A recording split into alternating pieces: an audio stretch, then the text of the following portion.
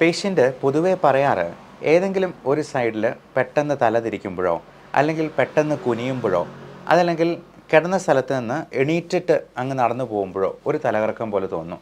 രാത്രി എണീറ്റ് മൂത്രം ഒഴിക്കാൻ പോകുമ്പോഴത്തേക്കും തലകറങ്ങി വീഴുക, റൂം മൊത്തമായിട്ട് കറങ്ങുന്ന പോലെ തോന്നുക. ഇത് പൊതുവെ ഒരു 30 സെക്കൻഡ് അല്ലെങ്കിൽ ഒരു മിനിറ്റിനകം കംപ്ലീറ്റ്ലി അത് നോർമൽ ആകാറുമുണ്ട്. പക്ഷേ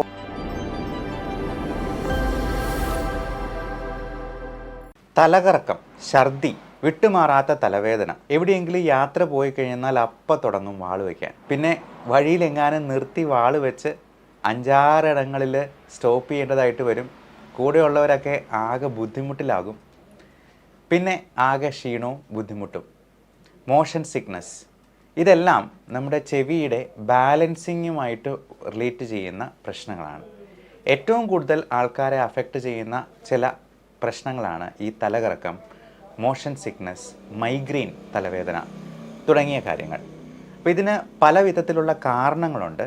അതിന് ഏറ്റവും പ്രധാനമായിട്ടുള്ള കാരണം ബിനൈൻ പരോക്സിസമൽ പൊസിഷണൽ വെർട്ടിഗോ എന്ന് പറയുന്ന ഒരു സംഗതിയാണ്. BPPV എന്ന ഷോർട്ട് ഫോമിൽ അറിയപ്പെടുന്ന ഒരു സംഗതി.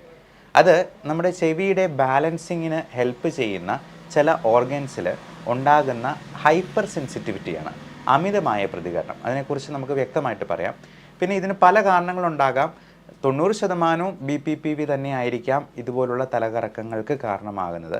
അതല്ലാതെ വേറെ സങ്കീർണമായിട്ടുള്ള ഇയർ ഇൻഫെക്ഷൻസ് ഉണ്ടെങ്കിൽ വരാം, തലയ്ക്കുള്ളിൽ എന്തെങ്കിലും ട്യൂമർ ഉണ്ടെങ്കിൽ വരാം, തലവേദനയായിട്ടും ഛർദിയായിട്ടും ഒക്കെ ഉണ്ടാകാം. അത് സാധാരണ വിധത്തിലുള്ള ട്രീറ്റ്മെൻറ്റ് കൊണ്ട് മാറിയില്ലെങ്കിൽ ഡോക്ടർ പലപ്പോഴും സ്കാൻ ചെയ്ത് നോക്കാനൊക്കെ പറയുന്നത് ഈ കാരണത്താലാണ്. എന്നാലും ഈ BPPV എന്ന് പറയുന്ന അസുഖം ഏറ്റവും കോമൺ ആയിട്ട് പ്രശ്നങ്ങൾ ഉണ്ടാക്കുന്ന ഈ സംഗതി നമുക്ക് വീട്ടിൽ തന്നെ ചെയ്യാവുന്ന ലഘു വ്യായാമങ്ങൾ കൊണ്ട് അത് പൂർണ്ണമായിട്ടും തന്നെ കൺട്രോൾ ചെയ്യാം, മാറ്റിയെടുക്കാം. അതല്ലാണ്ട് ഇതിന് മരുന്ന് സ്ഥിരമായിട്ട് കഴിച്ചുകൊണ്ടിരിക്കുന്നവരുണ്ട്. അങ്ങനെ മരുന്ന് കഴിക്കുന്നത് ഇതിന് അഭികാമ്യമല്ല എന്നും കൂടി പറയട്ടെ. ഇതുപോലുള്ള കാര്യങ്ങൾക്ക് മരുന്നുകൾ നമ്മൾ ഉപയോഗിക്കുന്നത് ഇതിൻ്റെ ഈ ഹൈപ്പർ സെൻസിറ്റിവിറ്റിയെ സപ്രസ് ചെയ്യാനായിട്ടാണ്. അങ്ങനെ സപ്രസ് ചെയ്യുമ്പോൾ ഇത് പൂർണ്ണമായിട്ടും ഈ അസുഖം മാറുകയല്ല ചെയ്യുന്നത്, പകരം തൽക്കാലത്തേക്കൊരു ആശ്വാസം കിട്ടുക മാത്രമാണ്. നമുക്കിതിൻ്റെ സാങ്കേതിക വശം ഒന്ന് പരിശോധിക്കാം. ഇതിൻ്റെ വ്യായാമങ്ങളെക്കുറിച്ചും വിശദമായിട്ടൊന്ന് പറയാം. നമസ്കാരം, ഞാൻ doctor Bipin Jose, pulmo medical centre, Pala, Kanjirappally and Sultan Bathery. Patient പൊതുവേ പറയാറ് ഏതെങ്കിലും ഒരു സൈഡിൽ പെട്ടെന്ന് തലതിരിക്കുമ്പോഴോ അല്ലെങ്കിൽ പെട്ടെന്ന് കുനിയുമ്പോഴോ അതല്ലെങ്കിൽ കിടന്ന സ്ഥലത്ത് നിന്ന് എണീറ്റിട്ട് അങ്ങ് നടന്നു പോകുമ്പോഴോ ഒരു തലകറക്കം പോലെ തോന്നും. രാത്രി എണീറ്റ് മൂത്രം ഒഴിക്കാൻ പോകുമ്പോഴത്തേക്കും തലകറങ്ങി വീഴുക, റൂം മൊത്തമായിട്ട് കറങ്ങുന്ന പോലെ തോന്നുക. ഇത് പൊതുവെ ഒരു 30 സെക്കൻഡ് അല്ലെങ്കിൽ ഒരു മിനിറ്റിനകം കംപ്ലീറ്റ്ലി അത് നോർമൽ ആകാറുമുണ്ട്. പക്ഷേ ഓരോ തവണ ഈ ഒരു ദിശയിലേക്ക് തല തിരിക്കുമ്പോൾ ഈ തലകറക്കം വീണ്ടും വീണ്ടും വന്നുകൊണ്ടിരിക്കുകയാണ്. അപ്പോൾ ഇത് എന്തുകൊണ്ടാണ് സംഭവിക്കുന്നത് എന്നുള്ളത് നമുക്കെല്ലാവർക്കും ഒന്ന് മനസ്സിലാക്കാം. ചെവി കേൾവിക്ക് മാത്രമല്ല, ഇയർ ബാലൻസിങ്ങിനും കൂടി, അതായത് നമ്മുടെ ബോഡി ബാലൻസ് കീപ്പ് ചെയ്യാനും കൂടി അത്യാവശ്യമാണ്. ചെവിയുടെ ബാലൻസിങ്ങിന് 3 പ്രധാനമായ കുഴലുകളുണ്ട്. അത് പല ഡയറക്ഷൻസിലാണ് ഇരിക്കുന്നത്. ഈ കുഴലിൻ്റെ ഉള്ളിൽ ചെറിയ വെള്ളം പോലത്തെ ഒരു സാധനമുണ്ട്, കൂടാതെ കാൽഷ്യം ക്രിസ്റ്റൽസ് ഉണ്ട്. അപ്പോൾ നമ്മൾ ചെവി ഒരു സ്ഥലത്തേക്ക് തിരിക്കുമ്പോൾ അതിനകത്തേക്ക് ഉള്ള വെള്ളം അങ്ങോട്ടും ഇങ്ങോട്ടും മാറിക്കൊണ്ടിരിക്കും. ഈ നീക്കം കൊണ്ട് നമ്മുടെ തലച്ചോറിലേക്ക് സിഗ്നൽ പോകും. അതാണ് നമ്മുടെ ബാലൻസിനെ കീപ്പ് ചെയ്യാനായിട്ട് നമ്മുടെ ബ്രെയിനിനെ സഹായിക്കുന്നത്. അപ്പോൾ നമ്മൾ ഈ വ്യക്തി തിരിയുമ്പോൾ തല അങ്ങോട്ടോ ഇങ്ങോട്ടോ മാറുമ്പോഴത്തേക്കും ഈ പറയുന്ന മാറ്റം ഉണ്ടാകുന്നുണ്ട്. അതേപോലെ തന്നെ ഇതിൻ്റെ ചെവിയുടെ ബാലൻസിങ് ഓർഗൻ്റെ ഒരു ഭാഗത്ത് കാൽഷ്യം ക്രിസ്റ്റൽസും ഉണ്ടാകും. ഈ കാൽഷ്യം കല്ലുകൾ ചിലപ്പോൾ തെറ്റിപ്പോയി അത് കുഴലിൻ്റെ ഉള്ളിലോട്ട് കയറിപ്പറ്റാനുള്ള സാധ്യതയുണ്ട്. അങ്ങനെ സംഭവിക്കുമ്പോൾ തല തിരിക്കുമ്പോഴേക്കും ഈ ഉള്ളിൽ കുഴൽ കിടക്കുന്ന വെള്ളത്തിൻ്റെ ഒപ്പം കാൽഷ്യത്തിൻ്റെ കല്ലും കൂടി തിരിഞ്ഞുകൊണ്ടിരിക്കും. അങ്ങനെ തിരിയുമ്പോഴേക്കുമാണ് ഈ തലതിരിക്കൽ നിർത്തിക്കഴിഞ്ഞാലും കാൽഷ്യത്തിൻ്റെ കല്ല് ആ വെള്ളത്തിൽ കൂടി ഇപ്പോഴും സഞ്ചരിച്ചിരിക്കുന്നത് കൊണ്ട് നമുക്ക് തലച്ചോറിലേക്ക് സിഗ്നൽ പോയിക്കൊണ്ടിരിക്കും. അത് നമുക്ക് തലകറക്കം വീണ്ടും വീണ്ടും ഉണ്ടാക്കിക്കൊണ്ടിരിക്കും, തല ചുറ്റിക്കൊണ്ടേയിരിക്കും. അപ്പോൾ ഇത് കാരണമാണ് പേഷ്യൻറ്റിന് ചില പ്രത്യേക ദിശയിലേക്ക് തല തിരിക്കുമ്പോഴത്തേക്കും തല നല്ലപോലെ ചുറ്റും, റൂം മൊത്തമായിട്ട് തല കറങ്ങുന്ന പോലും.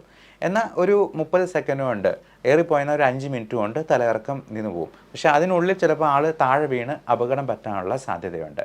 അപ്പോൾ ഇതിൻ്റെ കാരണം കൃത്യമായിട്ട് കണ്ടുപിടിക്കുക, അത് അതിൻ്റെ ചികിത്സ എന്താണെന്ന് നമുക്ക് നോക്കാം.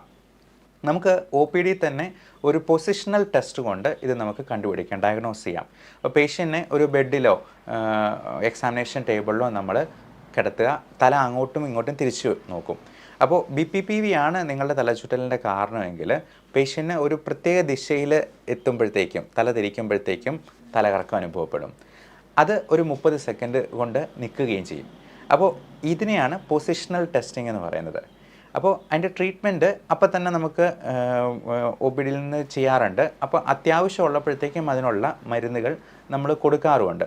പ്രത്യേകിച്ചും ബീറ്റാഹിസ്റ്റിൻ പോലുള്ള മരുന്നുകൾ, നമ്മൾ സ്റ്റുജറോൺ പ്ലസ് എന്നൊക്കെ പറയുന്ന മരുന്നുകളൊക്കെ പലപ്പോഴും പലരും കഴിച്ചിട്ടുണ്ടാവും. വെർട്ടിൻ എന്ന് പറയുന്ന ബ്രാൻഡ് നെയിമിലുള്ള മരുന്നുകളും ഒക്കെ കൊടുക്കാറുണ്ട്.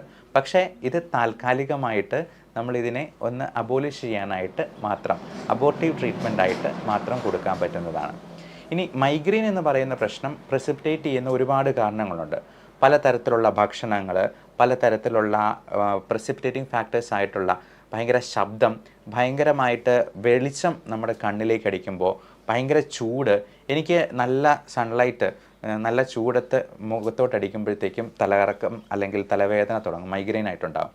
അതുപോലെ ഭക്ഷണം കഴിക്കാൻ താമസിച്ചു പോയെന്നാൽ, മദ്യം പോലുള്ളത് കൂടുതൽ കഴിച്ചെന്നാൽ, മിൽക്ക് പ്രോഡക്ട്സ്, ചോക്ലേറ്റ് ഒക്കെ കഴിച്ചെന്നാൽ ഇത് പ്രശ്നം ഉണ്ടാക്കും. അതുപോലെ ഭയങ്കര ശബ്ദം, ചെണ്ടമേളം പോലത്തെ ശബ്ദം കേൾക്കുമ്പോൾ എനിക്ക് മൈഗ്രെയിൻ ഉണ്ടാവാറുണ്ട്. ഇതെല്ലാം നമുക്ക് തലകറക്കവും തലവേദനയും ഛർദിയും ഒക്കെ ആയിട്ട് ഒരുമിച്ച് വരാറുണ്ട്. നമുക്ക് ഭയങ്കരമായ സ്ട്രെസ് ഉണ്ടാകുമ്പോഴോ ടെൻഷൻ ഉണ്ടാകുമ്പോഴോ ഒക്കെ ഈ മൈഗ്രെയിൻ പ്രിസിപ്പിറ്റേറ്റഡ് ആവാറുണ്ട്. അപ്പോൾ ഇതിനെയെല്ലാം ഹെൽപ്പ് ചെയ്യുന്ന, നമ്മുടെ ചെവിയുടെ ബാലൻസിങ് മെച്ചപ്പെടുത്താനും മോഷൻ സിക്നസ് ഒഴിവാക്കാനായിട്ടും ചെയ്യേണ്ട ചില വ്യായാമങ്ങളാണ് ഇനി അടുത്ത് പറയാൻ പോകുന്നത്. നമുക്ക് സിമ്പിളായിട്ട് നമ്മുടെ വീട്ടിൽ തന്നെ ചെയ്യാവുന്ന ചില എക്സസൈസ്. ഇതിൽ നമ്മൾ എന്തൊക്കെ മരുന്നുകളുണ്ടെന്ന് പറഞ്ഞാലും ഈ കാൽഷ്യം ക്രിസ്റ്റൽസിൻ്റെ ഹൈപ്പർ സെൻസിറ്റിവിറ്റിയെ അബോലിഷ് ചെയ്യാനായിട്ട് നമുക്ക് വ്യായാമം കൃത്യമായിട്ട് ചെയ്യുക എന്നുള്ളത് തന്നെയാണ് ഇതിന് ഏറ്റവും ഫലപ്രദമായ മാർഗം. അത് ചെയ്യാതെ നമ്മൾ മരുന്നുകൾ തന്നെ സ്ഥിരമായിട്ട് കഴിച്ചുകൊണ്ടിരിക്കുന്നത് കൊണ്ട് പ്രത്യേകിച്ച് പ്രയോജനമൊന്നുമില്ല, അത് അഭികാമ്യവുമല്ല. അപ്പോൾ അതുപോലെ vitamin deficiencies, vitamin A, C, D3, zinc, selenium പോലുള്ള മിനറൽസ്, വൈറ്റമിൻ ഇ, ഒമേഗ 3 ഒക്കെ കഴിക്കുന്നത് നമുക്ക് വളരെ ഹെൽപ്ഫുള്ളാണ്. വൈറ്റമിൻ D3 കിട്ടാനായിട്ട് ഇളം വെയിൽ രാവിലെയും വൈകുന്നേരം അരമണിക്കൂർ നമ്മൾ ഷർട്ടിടാതെ മുറ്റത്തൂടെ നടക്കുന്നത് പോലും ഹെൽപ്പ് ചെയ്യുന്നതാണ്. ഇനി വീട്ടിൽ ചെയ്യാവുന്ന എക്സസൈസിലേക്ക് നമുക്ക് വരാം. അപ്പോൾ ഈ എക്സസൈസ് എന്ന് പറയുന്നത് നമുക്ക് ഇരുന്നുകൊണ്ടോ അല്ലെങ്കിൽ കിടന്നുകൊണ്ടോ വേണമെങ്കിൽ ചെയ്യാം. പക്ഷേ ഇപ്പോൾ കിടന്നുകൊണ്ട് ചെയ്യാവുന്ന എക്സസൈസുകൾ നമുക്ക് ആദ്യം പറയാം. അത് കണ്ണുകൾ ആദ്യം മുകളിലോട്ടും പിന്നെ കീഴോട്ടും നോക്കുക. Eye movements, looking up and below. അതേപോലെ തന്നെ ആദ്യം ഇടത്തോട്ടും പിന്നെ വലത്തോട്ടും മാറി മാറി നോക്കുക. Looking alternatively left and right. അടുത്ത കൺവേർജൻസ് എക്സസൈസ്, കണ്ണുകളെ ഒരിടത്ത് തന്നെ കേന്ദ്രീകരിച്ച് ഏകോപിപ്പിച്ചുകൊണ്ടുള്ള എക്സസൈസ്. ഹെഡ് മൂവ്മെൻറ്റ്സ്, തല ആദ്യം മുൻപോട്ടും പിന്നെ പിറകോട്ടും ഇങ്ങനെ തിരിക്കുന്ന എക്സസൈസ്. കുനിക്കുകയും തിരിക്കുകയും ചെയ്യുന്ന exercise. Bending alternatively forward and backward. അതേപോലെ തന്നെ തല ഇടത്തോട്ടും വലത്തോട്ടും മാറി മാറി തിരിക്കുക. Alternatively to left and right. ഇനി ചുമലുകളുടെ എക്സസൈസ് ഉണ്ട്. സിറ്റിംഗ് പൊസിഷനിൽ shrugging and rotating the shoulders. ചുമലുകൾ ഉയർത്തുക പിന്നെ കറക്കുക. ഈ എക്സസൈസ് നമ്മുടെ ചെവിയുടെ ബാലൻസിങ്ങിനെ ഹെൽപ്പ് ചെയ്യും. ഇരുന്നുകൊണ്ട് മുന്നോട്ട് കുനിഞ്ഞ് എന്തെങ്കിലും സാധനങ്ങൾ എടുക്കുക അല്ലെങ്കിൽ കാലിലൊന്ന് തൊട്ടിട്ട് എണീക്കുക. Bending forward and lifting up objects. അടുത്ത എക്സസൈസ്, തലയും ശരീരവും ഒരുമിച്ച് ആദ്യം ഇടത്തോട്ടും വലത്തോട്ടും മാറി മാറി തിരിക്കുക. അത് നമ്മുടെ വയറ് കുറയാനായിട്ടും കൂടി ഹെൽപ്പ് ചെയ്യും ഈ റൊട്ടേറ്റിംഗ് എക്സസൈസ്. ഈ എക്സസൈസുകൾ നമ്മൾ കൃത്യമായിട്ട് ദിവസവും 2-3 പ്രാവശ്യം വീതം ചെയ്യുക മിനിമം. അങ്ങനെ 2 ആഴ്ചത്തേക്ക് അല്ലെങ്കിൽ ഒരു 3-4 ആഴ്ചത്തേക്ക് ചെയ്യാം. 42 സെറ്റ് എന്നാണ് അതിനെ പറയുക. 30 സെറ്റ് കഴിഞ്ഞിട്ട് മിക്കവാറും ആൾക്കാർക്ക് നല്ല റിലീഫ് കിട്ടാറുണ്ട്.